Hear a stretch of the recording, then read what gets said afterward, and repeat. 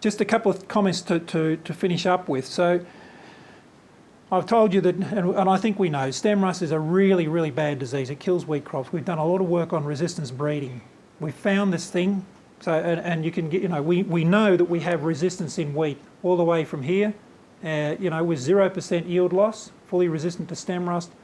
This one here, fully susceptible, pretty much 100% yield loss. So we've been breeding for resistance for many, many years to stem rust with considerable success. What do we do about ug99 now? I mean, we found this thing, I should say TTKSK. We found this thing, it's really dangerous, we're worried about it. What should we do? Well, for me in Australia, I can tell you I am not allowed to bring any exotic rust isolates into Australia.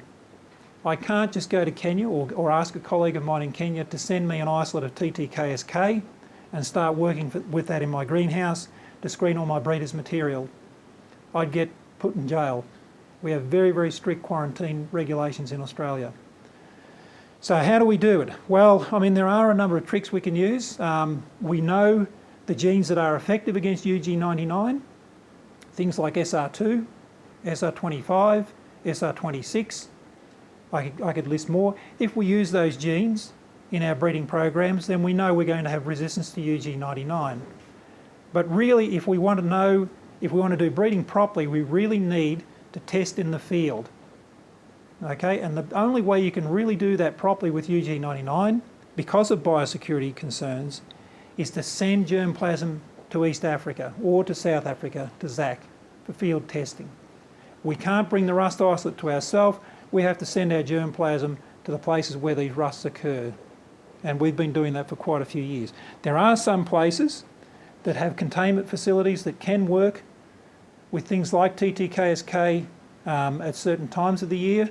There's a laboratory in Minnesota, Dr. Eugene, and also Dr. Tom Fetch up in Canada. In the middle of winter, they can work with TTKSK, but only in the greenhouse and only in the middle of winter.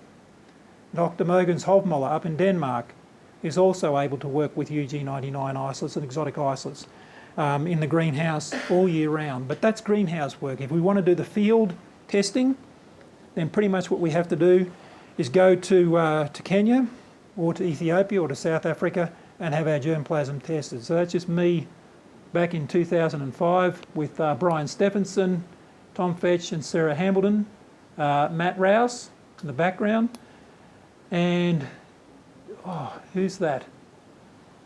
I can't remember now, but anyway, I was going to say that, but I'm not entirely sure. I don't think so.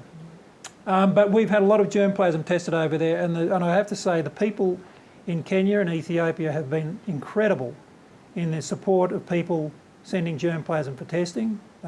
They've worked incredibly hard and they've done such a wonderful job in providing that service to the world.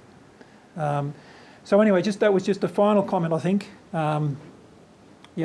Just a final comment on working with these exotic rusts that we find occasionally that are very, very bad, like TTKSK. If we really, really want to know how a germplasm performs, the ultimate test is field testing, and the only way we can do that is to send germplasm to where we find these things.